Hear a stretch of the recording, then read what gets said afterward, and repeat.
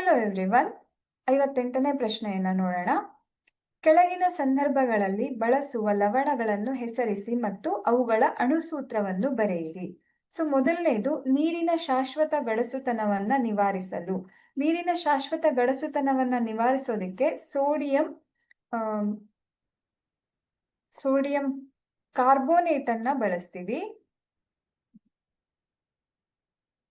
Hydroxide ಅಲ್ಲ, carbonate.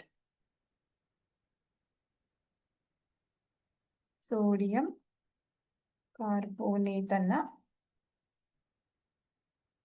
ಬಳಸ್ತೀವಿ. ಇದರ ಅಣುಸೂತ್ರ Na2CO3. ಇದು ನೀರಿನ ಶಾಶ್ವತ ಗಡಸುತನವನ್ನ ನಿವಾರಣೆ ಮಾಡುತ್ತೆ. ಇನ್ನು ಕುಡಿಯುವ ನೀರನ್ನ ಕ್ರಿಮಿಮುಕ್ತಗೊಳಿಸಲು ಅಲ್ಲಿ ನಾವು ಬಳಸುವಂತಹದ್ದು ಚೆಲುವೆ ಪುಡಿ. ಇದರ ಅಣುಸೂತ್ರ NaHCO3. ಇದನ್ನ ವಾಷಿಂಗ್ ಸೋಡಾ ಅಂತಾನು ಕರಿತೀವಿ.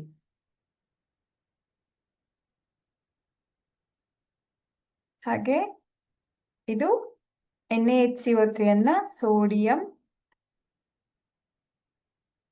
ಹೈಡ್ರೋಜನ್ ಕಾರ್ಬೋನೇಟ್ ಅಂತ ಕರಿತೀವಿ.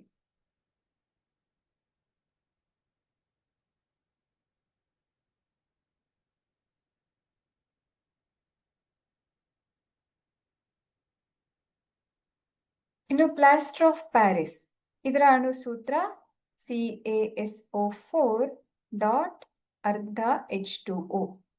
ಇದರ ಹೆಸರು ಕ್ಯಾಲ್ಸಿಯಂ ಸಲ್ಫೇಟ್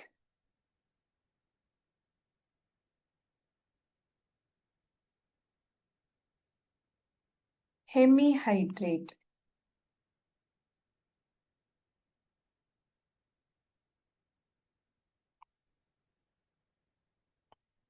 ಇವಿಷ್ಟು ಇಲ್ಲಿ ಕೊಟ್ಟಿರುವಂತಹ ಪ್ರತಿಯೊಂದು ಪ್ರಶ್ನೆಯ ಉತ್ತರಗಳು.